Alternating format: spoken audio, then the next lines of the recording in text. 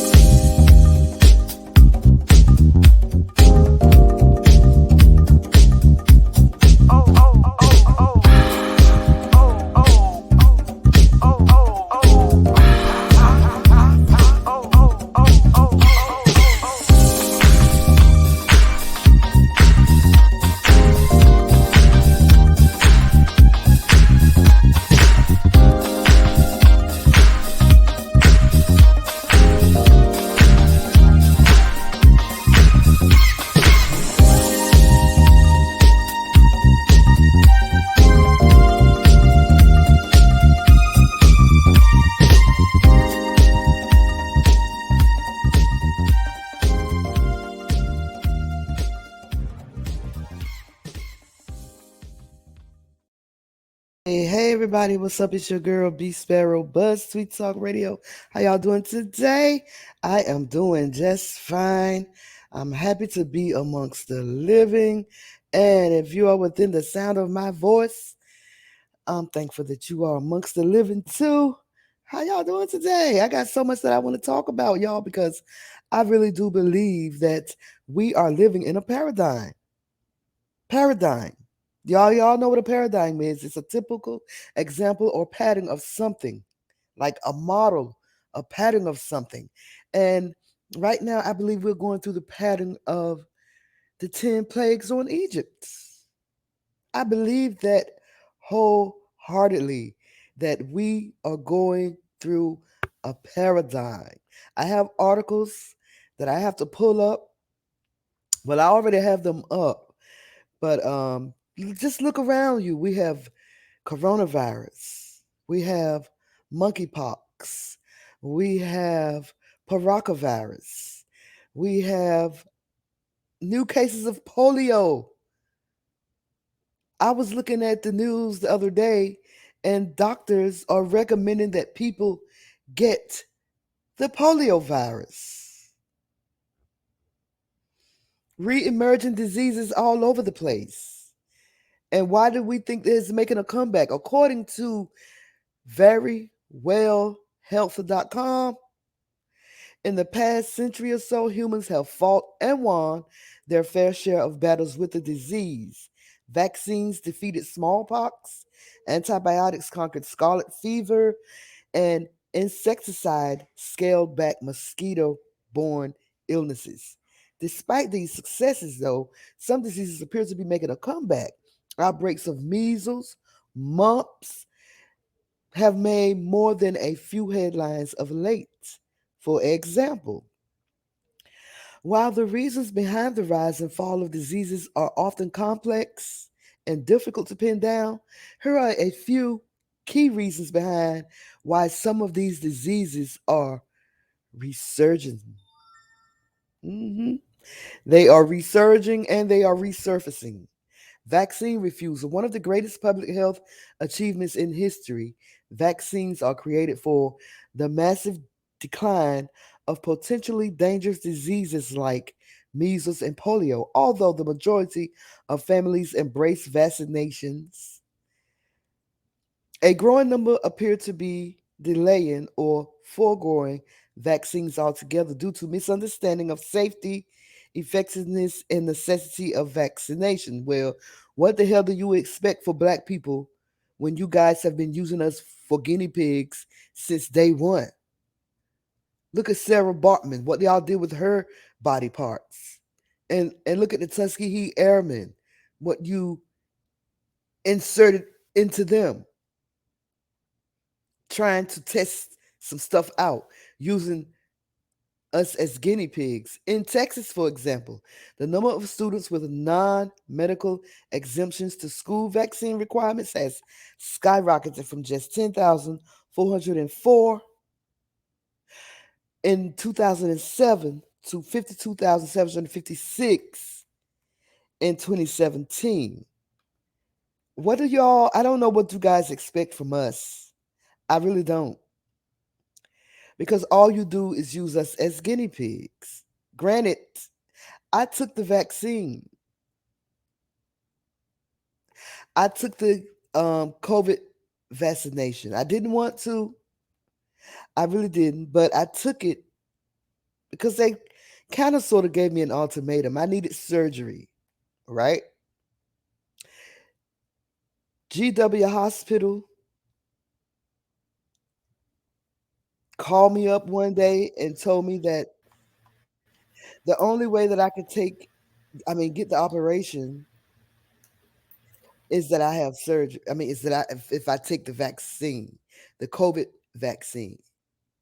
But I learned that that wasn't true because they test you before they perform surgery on you anyway.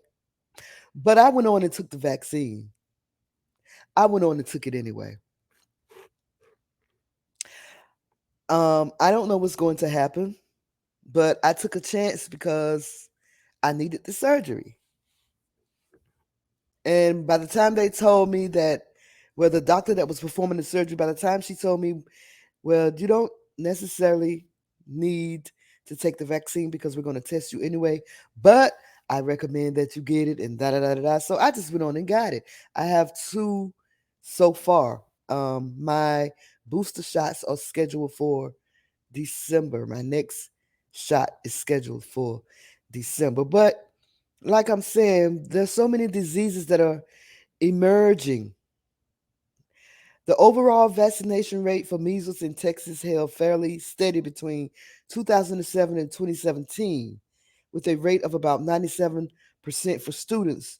Research shows that unvaccinated individuals tend to cluster in the same communities and schools, resulting in the breakdown of protective herd immunity and leaving those individuals vulnerable to outbreaks. In other words, people that don't get vaccinated usually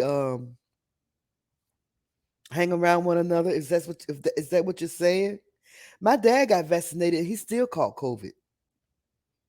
I caught COVID and then got vaccinated. He got vaccinated first and then caught COVID. So measles is one of the most contagious disease.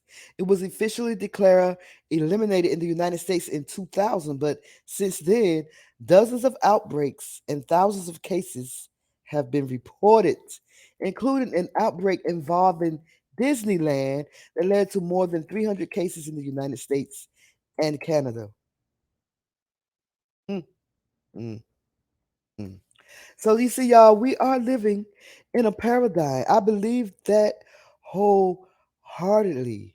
I believe it. So we have the coronavirus floating around here. We have the monkeypox floating around here. The paracavirus, which is a infectious disease that is infecting infants. A resurgence of polio, a resurgence of measles, and a lot of other um, re-emerging diseases that I had an article that named some of them, but now I can't find it. I can't find that article.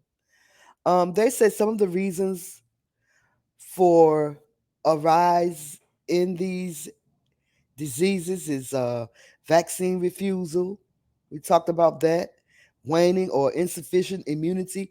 Measles is the only vaccine preventable disease seeing a resurgence. Cases of pertussis, mumps, have also been on the rise.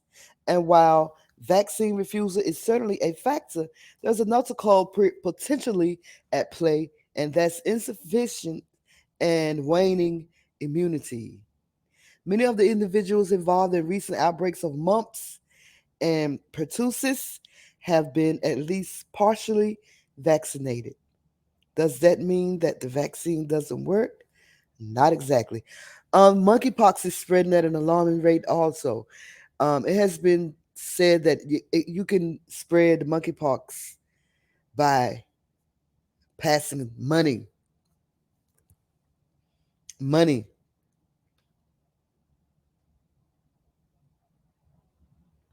So the vaccines work by training your body to fight a particular pathogen, like a virus, bacteria, or toxin. The immune system creates antibodies to fight off the vaccine and then stores away the info in case they come in contact with the disease in the future.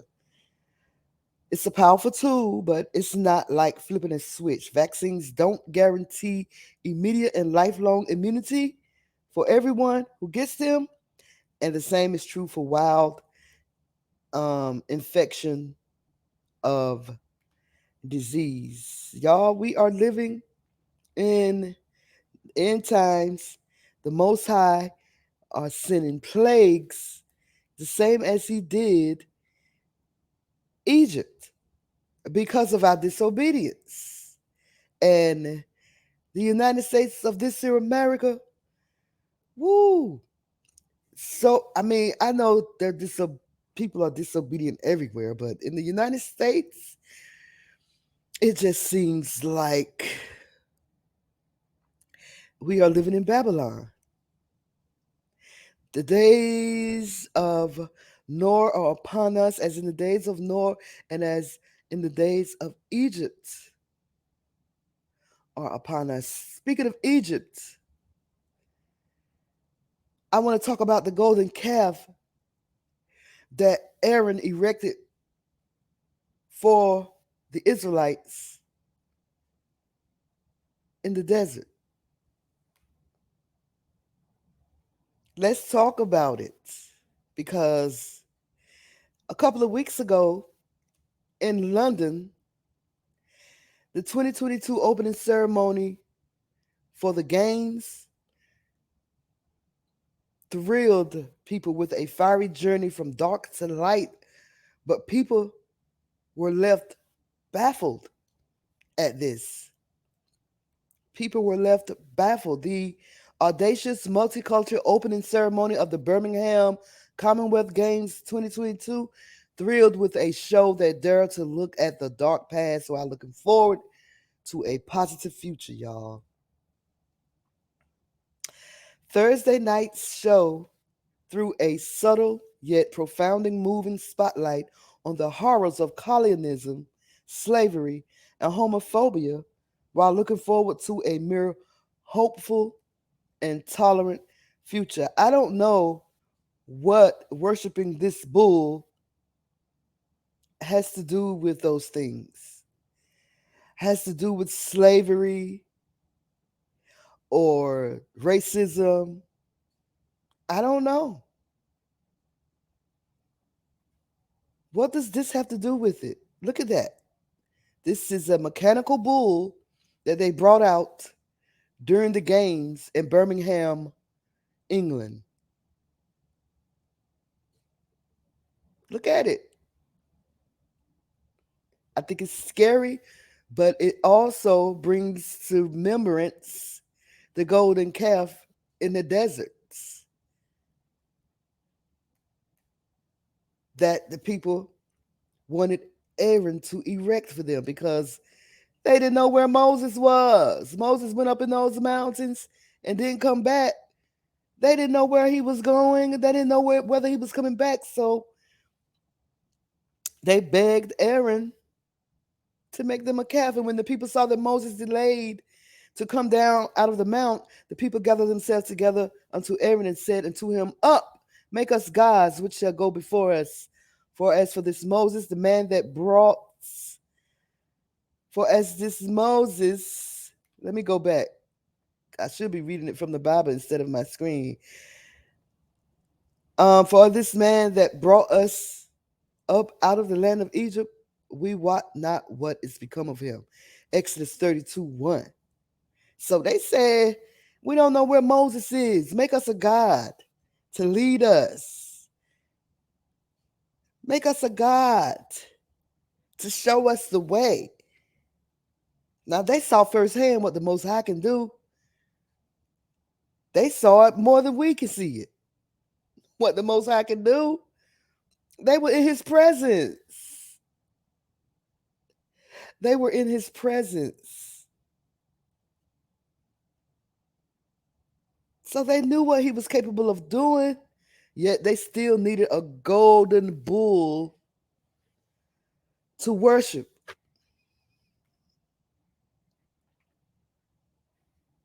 The Birmingham 2022 sporting event and the opening ceremony, which took place at the Alexandria Stadium on July 28th, stormed ahead with daring themes, which subtly educated and delighted using a celebratory tone. The powerful story of Birmingham, a city built by the blood, sweat, and toil of generations of immigrants, was told through the form of music, drama, and beautifully choreographed dance, just like they were doing in the desert, dancing and beating on the tambourine and carrying on and carrying on. That's what they were doing. Wow. The same exact thing. It's a paradigm. Why are we falling for the same exact thing that the Israelites fell for? Why?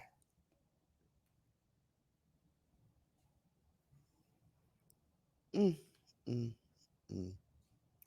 The opening ceremony had it all: fireworks, music, speeches, comedy, drama, and dances.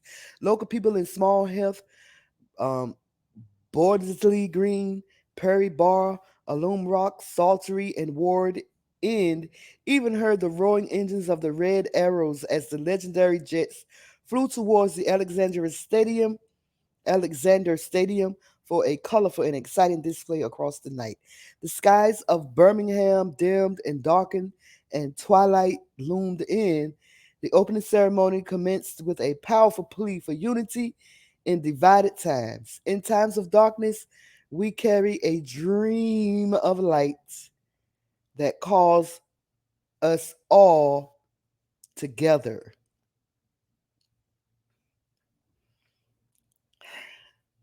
So then, from the bright, joyful colors of Lemon's session, the stadium suddenly became dark and ominous as a gigantic animatronic bull entered the arena. Y'all, they said it got dark first. Oh, and ominous as a gigantic animatronic bull entered the arena with steam billowing from its flared nostrils. The black velvet cloak of the night was replaced by an infernal red glow that seemed to reflect the fires of the coal miners and furnaces of the black country where working class families toiled from morn to dusk for a pitiless and thankless existence.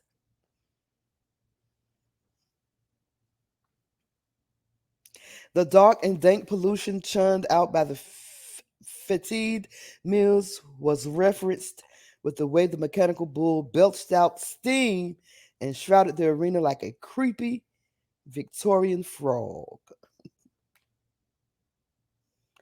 The rusted metal surface of the bull poetically mirrored the decay and rot of the British Empire, and the chains coiled around the bull metaphorically represented the slave trade where millions of African people were shackled by chains made by Birmingham's metal workshops and transported to the New World to suffer the inhuman barbarism of slavery.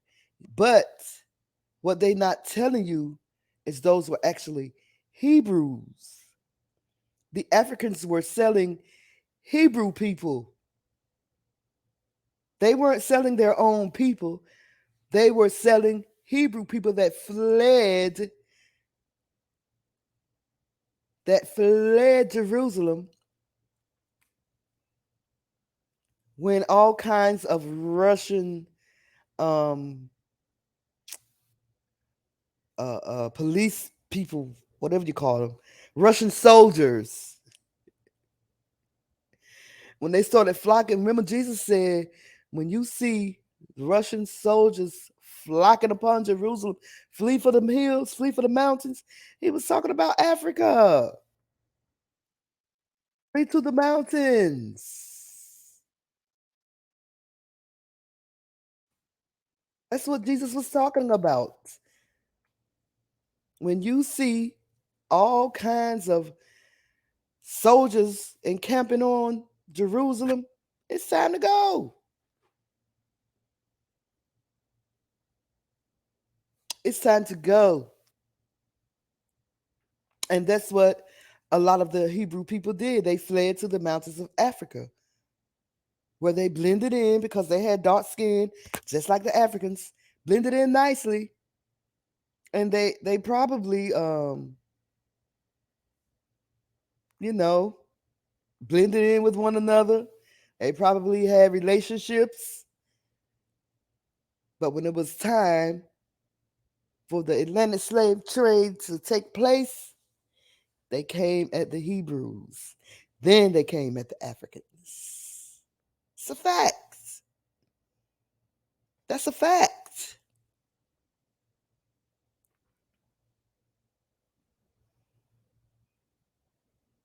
Factual. So viewers were left baffled at the Commonwealth Games opening ceremony. Some viewers um, called the sequence bizarre and like a fever dream. Others commented that it looked as though someone had given Tim Burton 100 and told him to crack on. I don't get that, but Birmingham welcomed athletes from 72 nations to the Alexander Stadium for the start of the sporting event set to last 12 days. That's wow. 12 days? Like the 12 tribes? How ironic is that? How ironic is that? The Games promised to be the biggest sporting festival in the UK since the London Olympics a decade ago and saw the Prince of Wales in attendance, representing the Queen. But during the huge opening ceremony, many viewers were puzzled by parts of the performance, taken to Twitter to share their honest thoughts. The giant animatronic bull and various large puppets were among the structures which graced the stage during opening ceremony. Mm, mm, mm. As in the days of Egypt, as in the days of Noah, we just doing any and everything that we're big and bad enough to do until the Most High come and strike us down. And you remember, he killed a lot of people in the desert. A lot of people he killed in the desert.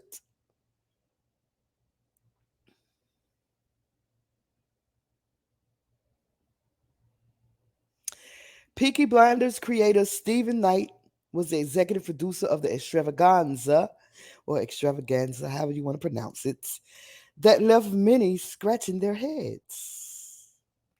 They probably saw that wild bull and started thinking about. They saw that bull and started thinking about Mount Sinai, perhaps. He said this Commonwealth Games opening ceremony is like one of those weird hallucinatory sequences that Disney used to do. Not sure if I'm expecting a fever dream or if it's the opening ceremony of the Commonwealth Games. Others who were left puzzled included um, Tanya Skyland or Tanya Sykin, who tweeted, "This Commonwealth Games opening ceremony is so bizarre. What the F am I watching?" And then someone else said the Commonwealth Games opening ceremony is utterly bizarre. Gonna have nightmares tonight. Some people thought that it was scary. Some people enjoyed it. Now, the question is, where are they going to put that mechanical bull? Because people don't want them to destroy it like they had planned on doing. Oh, they had planned on destroying that bull. But now the people don't want to see them destroy it. They want to go this somewhere. Like what? Like, I just can't. I just can't. What is wrong with people?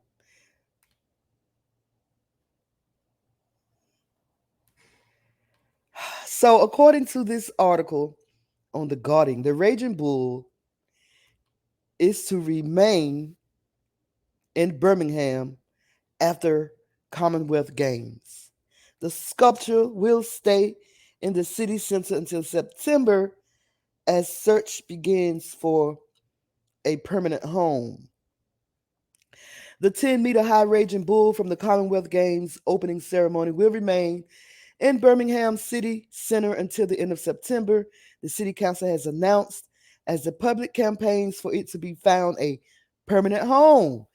Since being put on display in Centenary Square, people have flocked to see it, and more than 8,000 have signed a petition calling for it to stay after its creator said it was expected to be dismantled after the games. Ian Ward, the leader of Birmingham City Council, said, "We consider this one of the top attractions in the city, and seeing residents and visitors enjoy the bull being in the city this week has been brilliant and enhances the need to keep the bull for longer."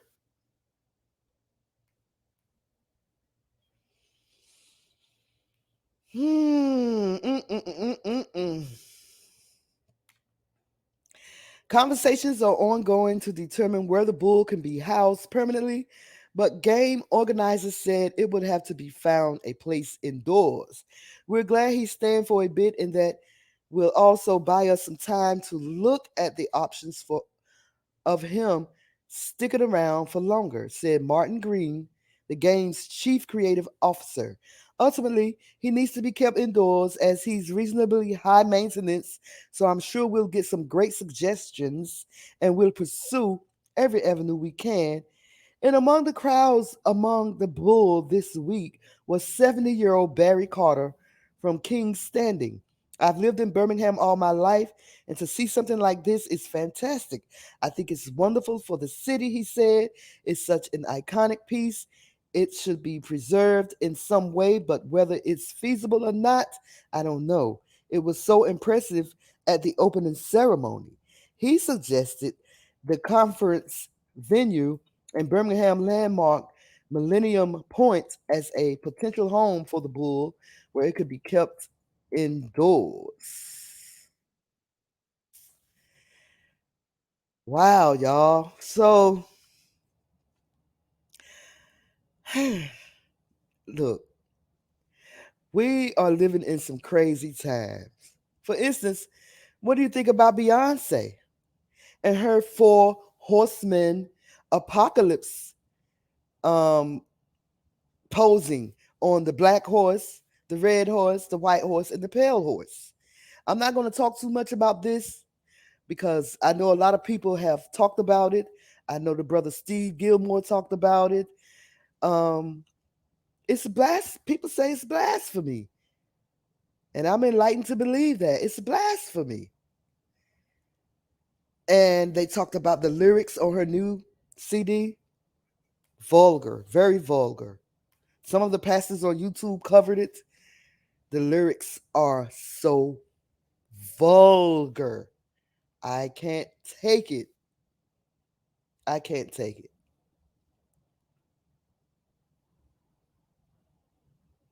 Mm, mm, mm. Look at it.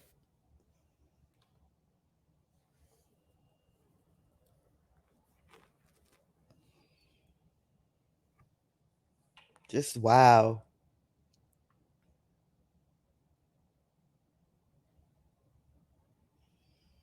Just wow. I mean,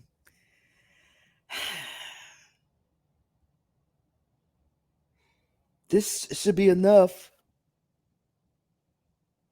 to this should be a warning to you guys. This should be a warning to you guys that we are living in a paradigm. We are living in end times. And we are literally seeing history repeat itself with the diseases. And in some countries, you have the water turning red. You have the seas and the lakes drying up all over the world. Come on, y'all. Come on. It's right here in front of our eyes, right? And people still don't want to believe it. You got the 10 plagues, the water turns into blood. That happened in some countries. You have frogs. That happened in some countries. Today, the gnats, the flies, the disease on the livestock, the unbearable boils that was put on the Egyptians, the hail and the fire and the locusts. What about the locusts that we witnessed last summer in Africa? You have darkness and you have death of the firstborn son. That hasn't happened yet, but who's to say that it won't? Who is to say that it won't? This is B Sparrow and BuzzTweet Radio.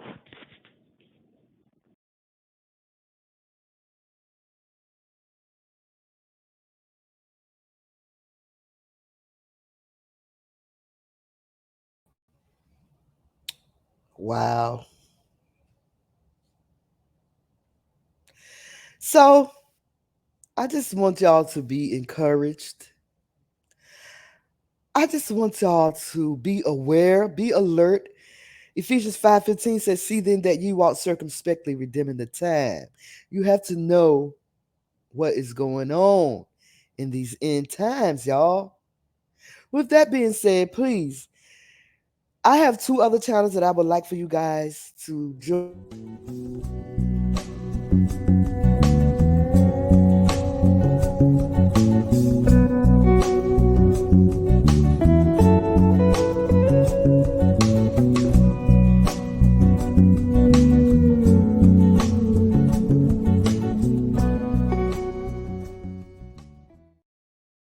my crocheting pieces. I display my embroidery and my container garden that I've decided to grow on my balcony because, Y'all know times is getting rough and food prices are getting high. We have to learn how to grow our own stuff. We do. We have to learn how to grow our own food, and that's what I'm learning how to do. I have beans, carrots, peas, broccoli, tomatoes, radishes, all kinds of things growing on my balcony. We need to learn how to do something. We need to learn how to do something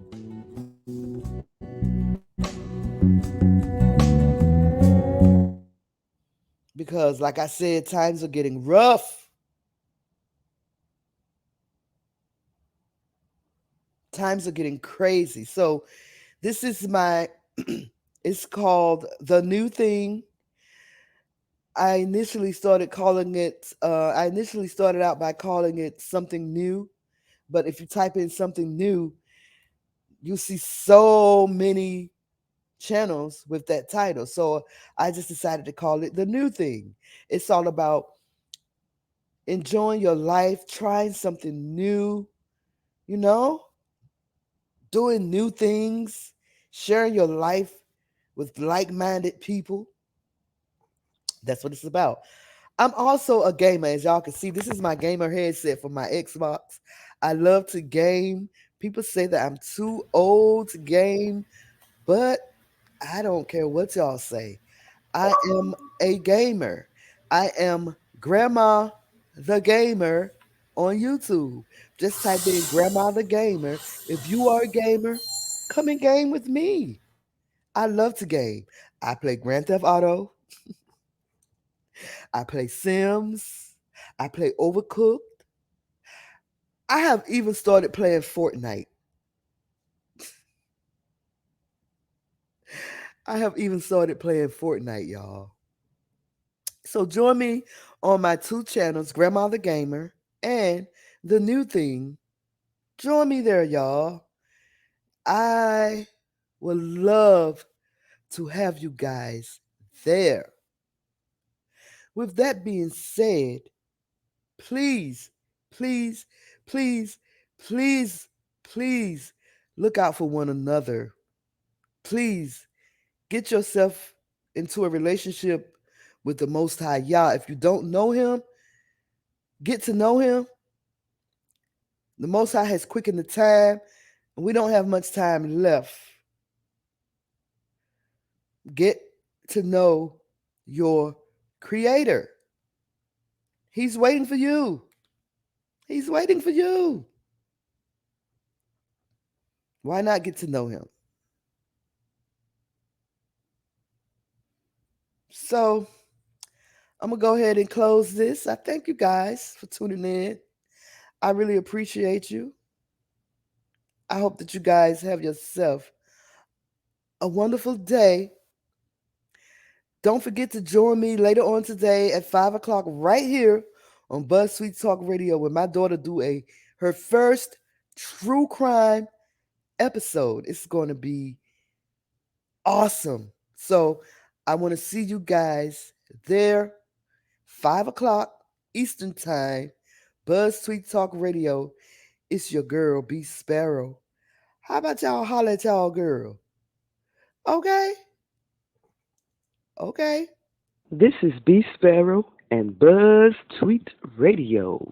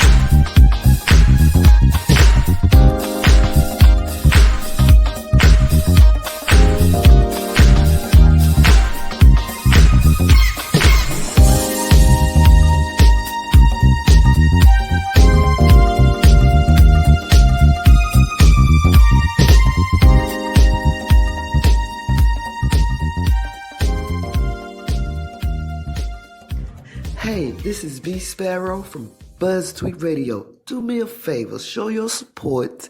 Go to Spreaker.com, search for my show, BuzzzTweet Radio with 3 Z's, and hit that like button. Hit the like.